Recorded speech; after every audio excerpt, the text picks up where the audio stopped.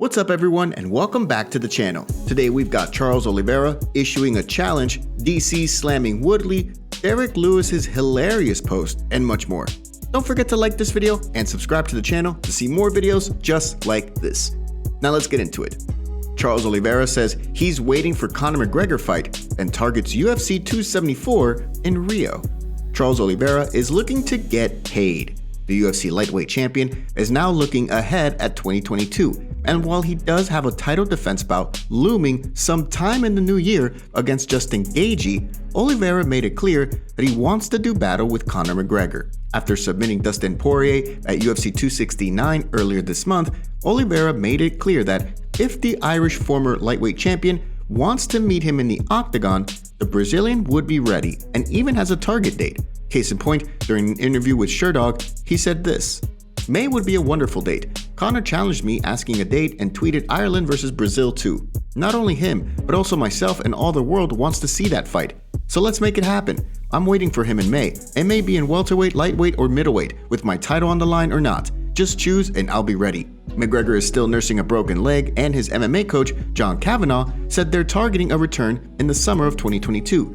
Still, Oliveira understands that he's the lightweight champion for a reason, and he's not going to duck Justin Gaethje, who is tapped to be his next title challenger. Gaethje was knocked out by Poirier, who I just submitted. He was almost knocked out by Chandler, who I beat via TKO, but I'm a UFC employee. If they choose that I should fight Gaethje next, I'll be ready too. What do you think about the current UFC lightweight champion, Oliveira, pushing for a fight against McGregor? We asked and you answered. Who should Conor McGregor fight next? And with 51% of the vote, most of you overwhelmingly think Tony Ferguson should take on the Irishman. Just under 9,000 of you voted in our poll, and most of you are asking Santa Dana for El Cucuy versus the Notorious One. This is what some of you had to say about it. I think Tony would be the right fight. Tony would stand with him. Tony and Conor will make the best press conference on the history. Since he hasn't won a fight in many years, how about he fights someone out of the top 10? How about he fights all his mental issues and demons first? To be part of the conversation, check out our community tab. Belal Muhammad says a win over Khamzat Chimaev would be worth more than a win over a ranked opponent. The next opponent for surging welterweight contender Belal Muhammad is yet unknown, but one name that he's keen on seeing on a fight contract is Khamzat Chimaev.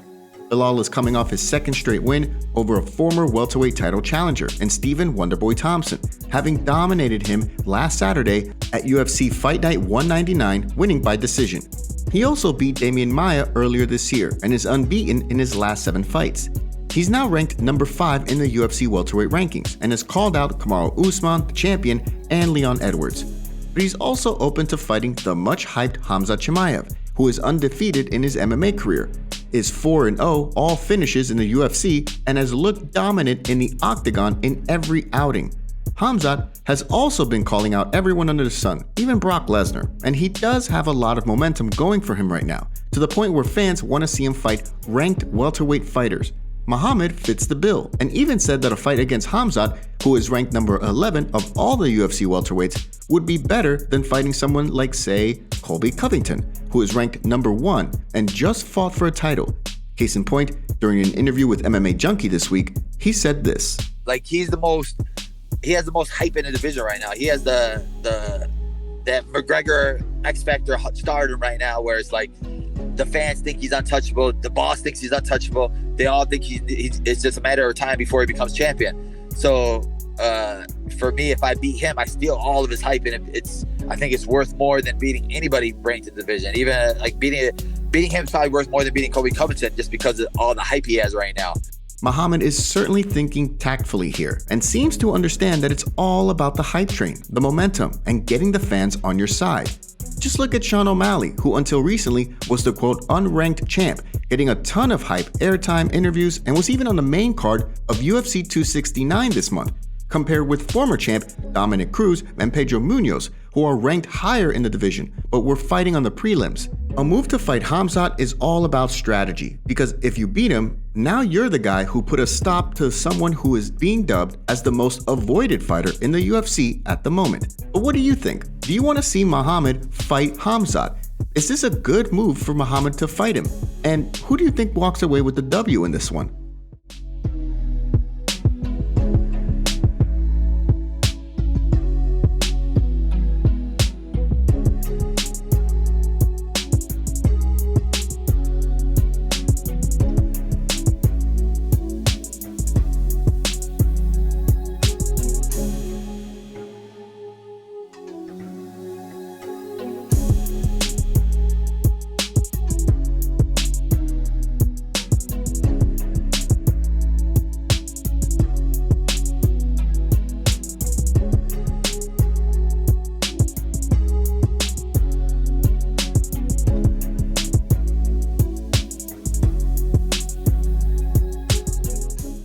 Cormier blasts Tyron Woodley over meme contest.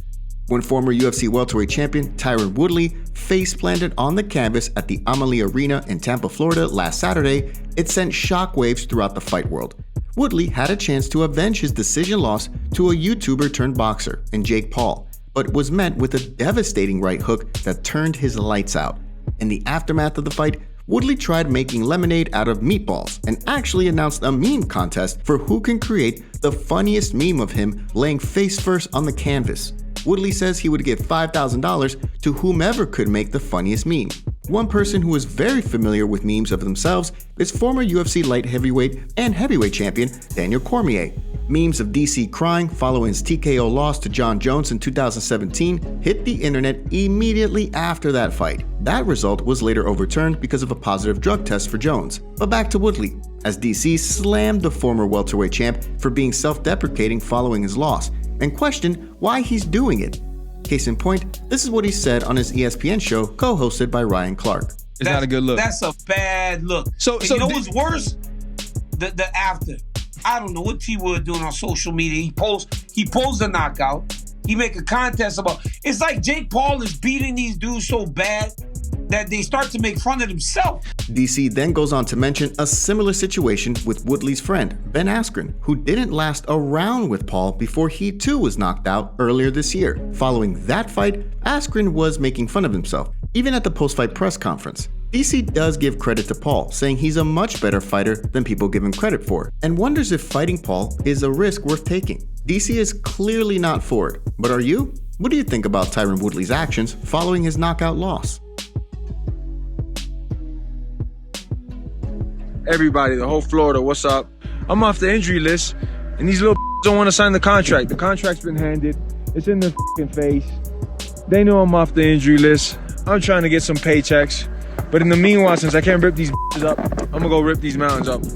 When you little get bored of calling my name out and actually want to sign the contract from that dude that works at the little actress that works in the Disney Channel, I forgot his name, that just fought, to that little that sells cheap ass whiskey, to the fragile that's always getting his face broken, all you little could get it, man. Oh, to the one that's in England always talking you too, man. Don't forget to take a second to hit that like button and subscribe to the channel to stay up to date on all the latest fight news. Derrick Lewis gets a traffic warning and jokes about former cop Chris Daukaus. Derrick Lewis is truly one of a kind. The Black Beast is coming off a big highlight reel knockout over Chris Daukaus, a former Philadelphia police officer, at UFC Fight Night 199 last Saturday. In doing so, he not only got back to his winning ways, but he also set the record for most knockouts in UFC history. Now, days later, Lewis is bringing the laughs. He was recently pulled over for a traffic violation. It's unclear where exactly, but Lewis decided to pull out his phone and film the interaction. In the clip, we see Lewis get handed a clipboard and sign his name on the warning ticket, while an officer explains the reason and even gives him some advice on how to resolve the issue. Then, the officer heads back to his squad car, and Lewis pulls up the phone to his face and says, "Alright, Chris Daukaus. I'm still 2-0. They just gave me a warning. You tried it." Just looking at the comments, everyone in the fight world is just rolling laughing. What's your reaction? Let us know in the comments below. Aspen Ladd responds to criticism about her corner and says that it's because she's a woman.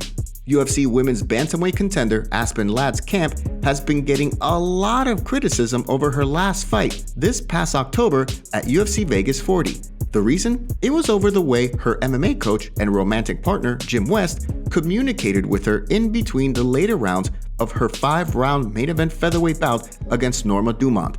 Ladd lost that fight via decision.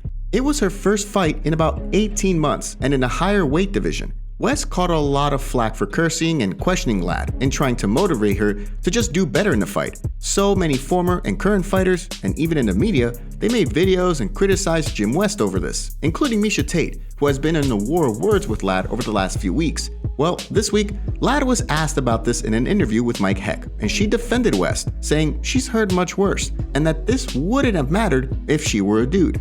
And I wasn't performing, I wasn't competing as I should have been at that point.